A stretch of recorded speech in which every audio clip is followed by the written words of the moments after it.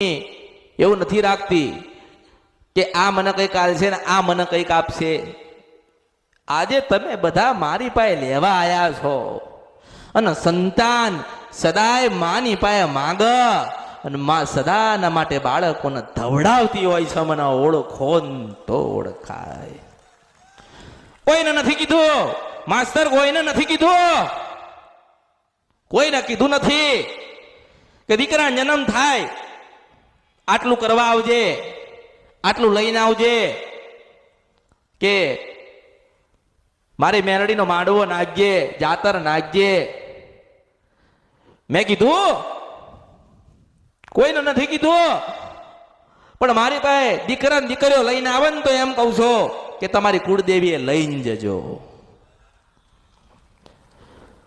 તમને દરેકને કહું છું કે જે જ્ઞાન લેવાનું છે એ જ લેજો.